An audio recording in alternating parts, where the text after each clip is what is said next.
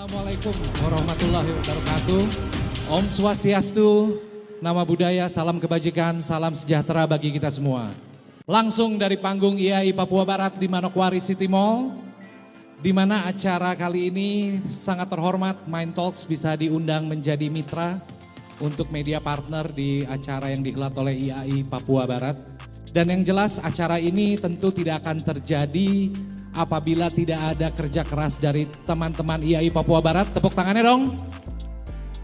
Pihak-pihak sponsor dari Daikin, dari Ondulin, dari Avian, dari Dexon, dari Setvi, dari Kalsi, dari Dulux, dari Depo Makmur, dari Sabe Steel, dari ISN, dari Duraproof.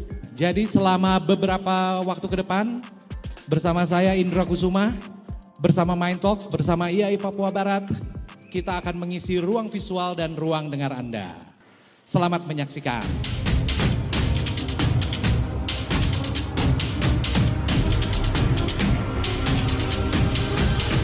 Kepada Civitas Academy, kepada para profesional, bersama Mind Talks, kita akan mengisi ruang visual dan ruang dengar Anda.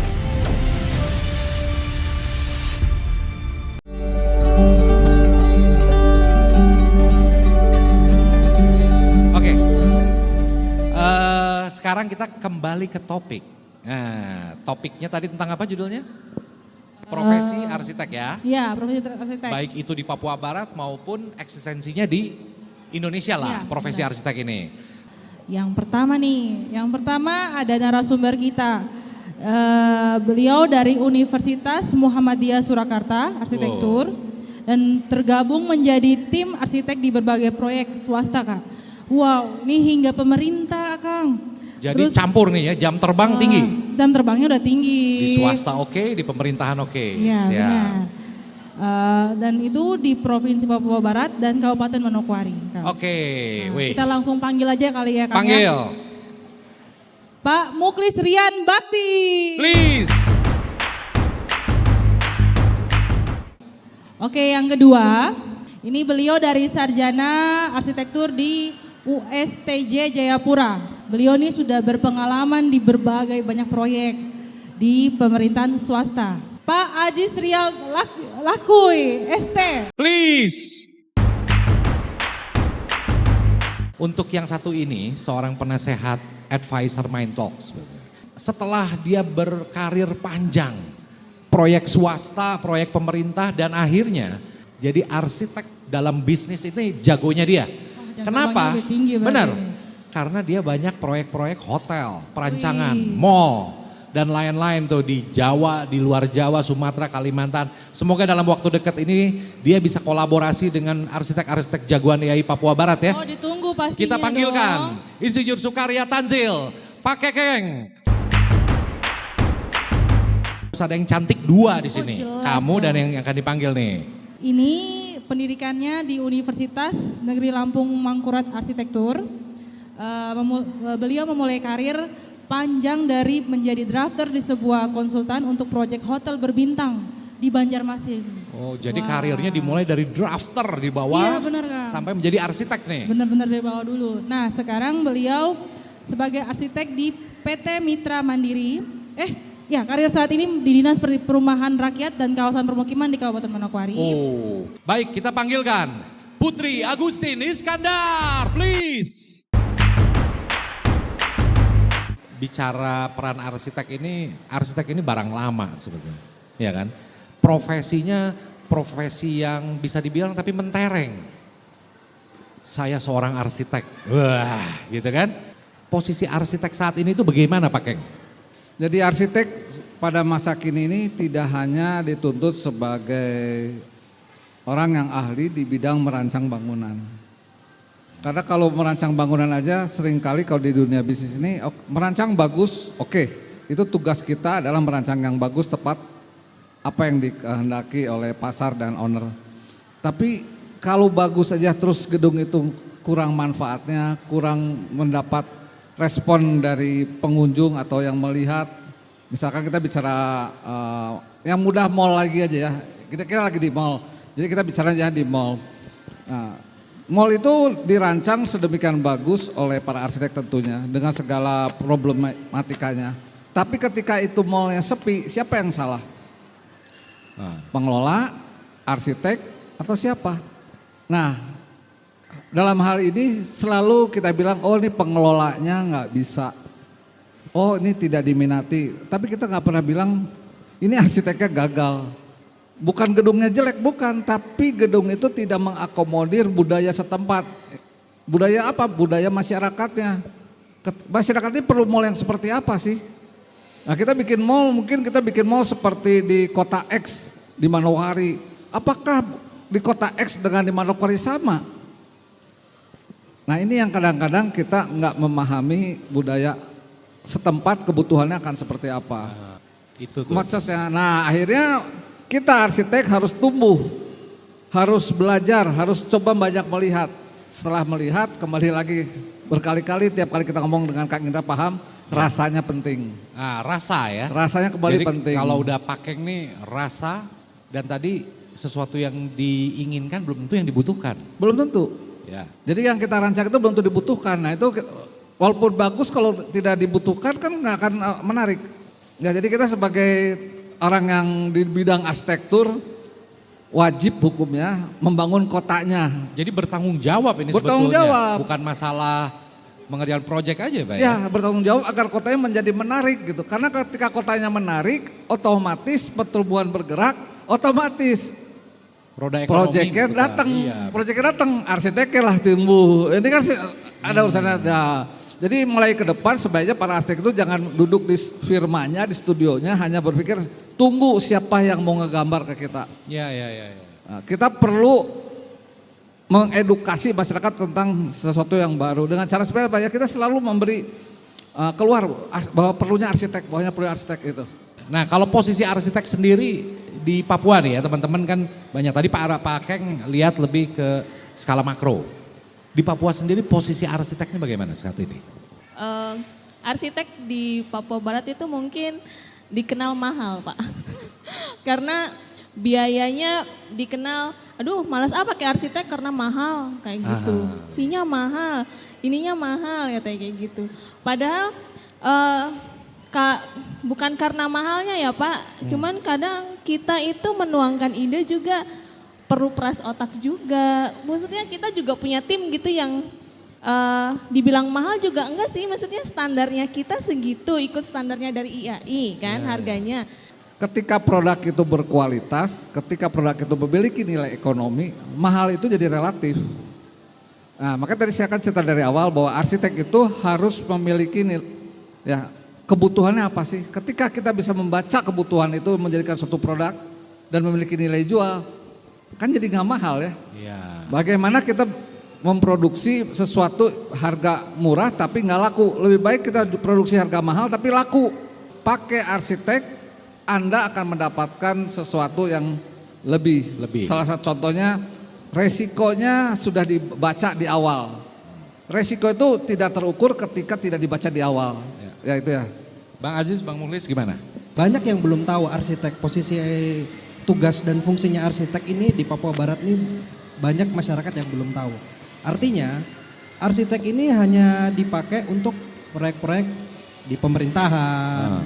Justru malah di sini saya lebih mementingkan edukasinya. Artinya lebih kepada mengedukasikan kepada masyarakat bahwa pentingnya peran arsitek ini adalah untuk membantu masyarakat dalam menciptakan salah satu fungsi baik itu ruang, baik itu estetika dan keselamatan. Nah itu menjadi satu bagian yang penting gitu.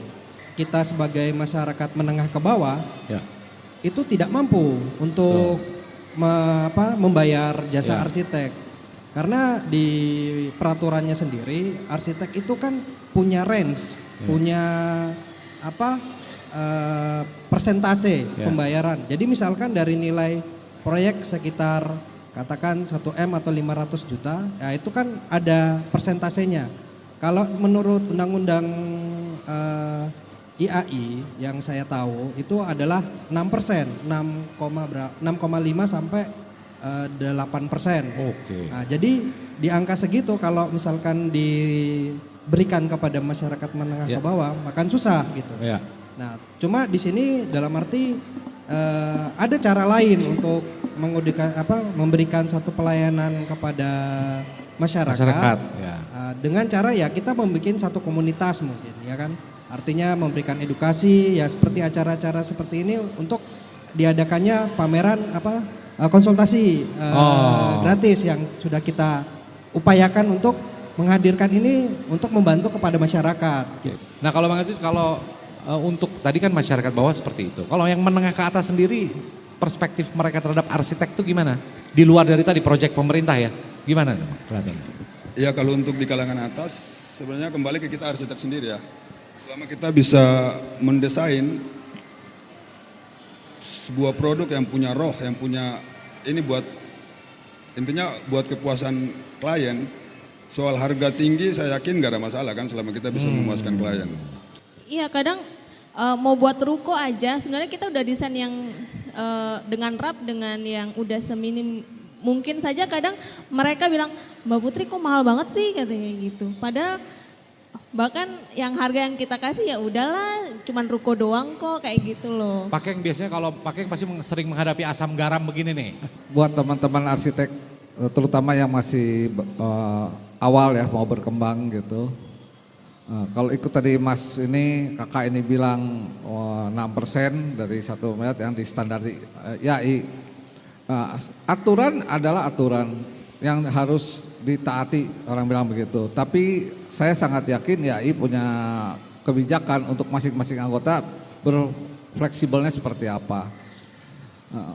Suatu karya akan menjadi punya nilai ketika orang sudah mengapresiasi. Nah, ketika baru berkarya terus kita langsung menunjukkan 6%, ya sampai kapanpun juga orang bilang siapa kamu. Ya, tapi ada arsitek yang gambar cuman menurut orang cuman 1, 2, 3 garis, tapi harganya lebih dari 6%, ada juga. Jadi kembali lagi kepada para arsitek yang akan di Manokwari ini, bagaimana kembali edukasi keperluannya seperti apa. Saingan arsitek itu bukan hanya arsitek loh. Di dunia ruko itu ada yang namanya material pembantu ya, misalkan kayak ACP, free loh desainnya, nggak bayar sama sekali. Beli ruko apa adanya, pakai ACP free didesainkan, very simple gitu desainnya ya. Dan relatif lah, bagus jelek itu relatif, tapi kembali lagi ini adalah dilematis yang kita hadapi bersama. Berbesar hatilah ketika kita ini bisa punya kesempatan menggambar nggak dibayar tapi dibangun, berbesar hati harus sudah seneng karena karya kita udah mulai muncul nih. Ya sudah mulai 1, 2. Artinya ini bicara tadi arsitek ya di luar dari proyek pemerintah, kita sebutnya swasta. Passion arsitek. Ya. Ini artinya harus mengequip juga dengan diri kita dengan keilmuan bisnis. Ya. Benar nggak sih? Ya. Ya kita kan berarti ini ada momen di mana kita harus melakukan branding dulu nih. Harus promosi diri lah. Nah promosi diri nih gitu kan. Ya. Nah pernah nggak dari pengalaman lu dari mulai lu promo nih sampai akhirnya ya tadi kagak ditawar nih akhirnya nih. Kita bilang sederhana ya, ada produk minuman tanpa rasa yang ngambil dari air dari pusatnya langsung air. Kan itu istilahnya nggak ada, orang udah tahu ya, masih berpromosi loh sampai ini hari, walaupun dia udah megang pasar Indonesia. Saya sampai ini hari pun masih berpromosi, walaupun wah sudah senior nih, betul. Tapi ya, saya mengalami ada proses gambar yang saya kirim proposal, yang akhirnya dikerjakan oleh orang lain, saya diem aja, yang saya ketawa, saya hanya berdoa mudah-mudahan karya saya muncul. Nah saya bilang itu yang saya sebetulnya ngegambar. Maksudnya sebentar. Maksudnya ini pernah juga punya pengalaman Pak Kekeng sudah ngegambar, Ya, gambarnya orang diambil, lain, ya, terus dibangun tiba-tiba orang nggak lain. ada kabar mungkin, Ya. terus dibangun Sama dan orang lain. bangunnya dengan kurang lebih bentuk desain Pak Kekeng. Ya, ini sama aja, udah plek gitu dengan gambar saya, plek sama. Sampai sekarang ngalamin gitu, kita senyum aja nggak perlu marah. Oke. Mungkin kita merasa itu desain kita, tapi sosmed bilang enggak. Dia lihat terinspirasi dari negara mana atau pulau mana, ya mungkin ketemu hal yang sama. Apakah pintu sekarang bentuknya seperti keris? Kan enggak. Ya. Terus mau diakui bahwa itu karya kita, kayak pintunya kan enggak juga. Adalah salah satu, mungkin karena aku banyakan proyeknya tuh ruko ya.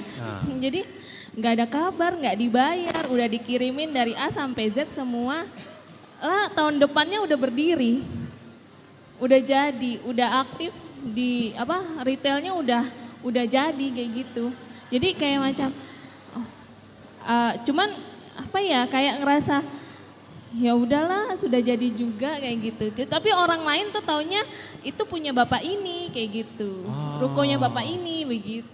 Kalau saya pernah ngalamin, kita sudah ngalamin itu usulannya kita yang buat. Ya salah satu dinas lah, kita yang buat usulannya. Kita buat planningnya jadi kan Pak, perencanaannya. Setelah itu begitu dananya turun, proses perencanaan bukan kita lagi yang dipakai, orang lain. Tapi malah jadi saya bertanya ini mengenai hak copyright gitu ya. Iya. Hak intelektualitas nih kan. Masih ada aturan-aturannya juga kan. Gitu gimana tuh sebagai seorang arsitek ini? Belum ada lembaga yang bisa melindungi kita, belum ada. Ya kan? Tapi Kang Indra, terlepas dari tadi ada hak paten, ada apa ya, tetap kita kan harus berusaha untuk tampil sebagai seorang arsitek yang memiliki karya yang dihargai dan punya passion tersendiri ya, gaya sendiri. Jadi kita mesti kreatif, nggak boleh ya sudah kena ini jadi nggak enak, nggak boleh, nggak apa-apa, laju terus, jalan terus, berkarya terus. Pada saatnya kita akan muncul kok. Nggak mungkin nggak, pasti ya. Kita lihat tanah kosong di tempat yang strategis dijual misalkan gitu. Ada tanah strategis dijual. Kita datengin tuh ya Mas. Pak jual tanah apakah mudah? Wah susah, ini udah 1 tahun nggak laku-laku. Coba kita jual bisnis gimana Pak? Kita sebagai arsitek mulai menggambar. Nah kakak ini kan jago gambar ruko. Kita gambarkan rukonya. Kita jual, ruko belum terbangun. Nah pertanyaannya berarti pada saat mendesain ruko kan harus tahu hitung-hitungan juga dong. Jadi ketika nanti ada orang membangun ruko, kita udah pinter tuh, udah bisa ngomong. Karena kita udah uji coba laboratorium di tanah itu. Kita kan butuh lab. Ya. Kalau nggak ada juara tanpa latihan. Belum pernah saya dengar ada juara, bangun tidur terus ikut bertanding terus juara, belum ada. Selalu ada latihan. Nah arsitek juga harus berlatih. Kita sebagai arsitektur tadi wajib hukumnya untuk membangun kota kita sendiri. Coba kita berlatihan di tanah itu bikin apa sih? Ya, jadi ketika nanti ada orang tanah ini buat apa? Oh sudah dipikirkan oleh arsitek ini untuk bikin ini. Ya, jadi ini sangat menarik sekali ya ketika kita bicara tentang peran arsitek, karena itu sangat luas, dia punya problematikanya. Nah, saya juga punya satu kasus, jadi mungkin agak sedikit cerita di proyek pemerintah. Jadi ketika saya buat mau mulai proses merancang, mendesain, sampai bahkan menghitung RAP, itu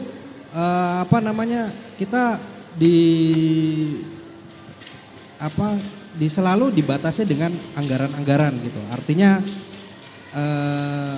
kadang kita kan kalau mau buat itu kan menyesuaikan dari kita punya desain. Tapi kalau di pemerintah tidak bisa. Jadi sudah dipagu anggarkan ini nilainya segini. Nah itu susah sekali untuk kita bagaimana mengeksplorasi kita punya desain sehingga desainnya bisa maksimal gitu. Entah itu nanti ada dipangkas materialnya, ada yang item pekerjaannya dikurangi gitu. Itu yang menjadi kita di arsitek bahwa arsitek di pemerintahan atau di sektor pemerintah Pemda dengan sektor di swasta ada selisih yang kita pahami bersama. Standarisasi yang di pemerintah tentukan kan ada standarisasi itu, dibawa ke swasta tentunya mentok ya, mungkin kita tahu sama. Sebenarnya kalau di swasta lebih relatif lebih banyak variasi. Ya, mentok kenapa Pak Keng? Mentok biaya. Oh biaya. Jadi banyak variasi, banyak spek bisa berubah, kreativitas bisa lebih banyak berkembang, frekuensinya. Saya lagi kerjain pemerintah, ketika swasta harus berubah. Ketika tidak berubah, pasti kita tidak bisa mengakomodir keinginan swasta. Sepakat nggak sih bahwa untuk menumbuhkan sebuah kota ini kan semua pihak harus terlibat dan bertanggung jawab? Kita dari teman-teman IAI sendiri kita dulu pernah buat ya. Kayak klinik arsitektur ya Mas Wardi. Kita buat taman-taman kota di beberapa titik di Kota Manokwari. Kita sudah buat dan kita sudah coba usulkan ke Pemda Pak ya. Cuman ya itu sampai sekarang belum terjawab. Kalau itu ya kita sudah mendesain lah buat wajah Kota Manokwari. Kalau di tepi-tepi pantai, sekarang itu memang ada beberapa kafe-kafe pantai. Cuman kendalanya kita adalah hak wilayah biasanya. Biasanya di situ. Lalu yang punya tanah, terus yang punya daerah anak-anak akamsi di situ. Nah itu yang sebenarnya kita mau ya, maksudnya bangun tempatnya mereka gitu kan. Itu tantangannya kalau dari saya itu cukup ini sekali sih. Soalnya nanti kalau kita sudah terbangun di wilayah situ ya, di suatu wilayah, kita sudah beli tanah dari, misalnya sudah dibangun dari yang punya pemilik tanah. Terus nanti dia punya orang-orang akan datang meminta dia punya jatah. Jatah anak Pasti cucu. teman-teman juga Jatah kayak anak gitu cucu kan ya. Jatah Anak cucunya cucu. saya belum dapat.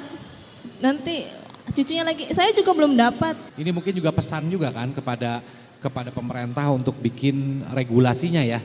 Kita tuh pengen banget loh bangun agar hidup Manokwari. bisa- Betul, tuh. Pengen banget kita bikin taman kota supaya kita tuh nongkrong ada taman kotanya. Kita tuh pengen banget. Kita pengen bikin tempat supaya kayak alun-alun Manokwari itu kita pengen. Tapi kita tuh tidak punya wadah ke pemerintah itu. Ayolah kita sama-sama bikin kayak gitu. Wahai Nggak ada. Presiden kami yang baru. Coba lihat Semoga di- ini sampai pesan ini ya. Iya. Memang pesan juga nih di acara ini ya. Positif sekali untuk pemerintah bagaimana mensinergikan agar tadi konsepnya Pak Kekeng bilang kalau kotanya tumbuh hidup. Ini kotanya hidup, menarik, akan mendatangkan masyarakat dari daerah sekitar, tentunya ada keuntungan ekonomi, ya Pak arsiteknya pasti hidup. Ini gimana nih sinerginya yang Ya, kita mesti... teman-teman sekarang pernah ada pengalaman nggak? Udah mulai menggunakan teknologi AI sendiri belum? Gunakan AI sampai sekarang belum, karena saya juga tidak mau memanfaatkan AI itu karena satu hal. Jadi gini, kalau AI kita manfaatkan misalkan buat pekerjaan kita buat ngerender nih, itu kan dia hanya satu view ya. Sedangkan permintaan klien kan biasanya ada sisi sini, sisi sini, sisi sini. Nah itu yang menjadikan agak susah kalau mendapatkan itu. Tapi oke lah untuk konsep desainnya mungkin bisa. Tapi kan kita juga harus tidak secara mentah-mentah untuk langsung oh ini kelihatan bagus comot. Nah itu bagus comot, tidak. Tapi kita harus mengikuti prosedur secara metode perancangan. Karena kita dulu pernah kuliah kan dapat mata pelajaran itu kan. Peran AI itu sebenarnya bagus, tapi harus dimanfaatkan sedemikian mungkin di tempat yang benar. Kalau hanya sekedar kayak misalkan saya pernah betul baca di sosial media kayak IKN. IKN itu yang harusnya burungnya tuh begini, bagus gitu. Tapi yang didesain kan bentuknya yang banyak itunya kan. Nah, padahal kalau kita Kenapa melihat, burungnya IKN Mas? enggak maksudnya lambang. Oh lambangnya, Lambang. iya.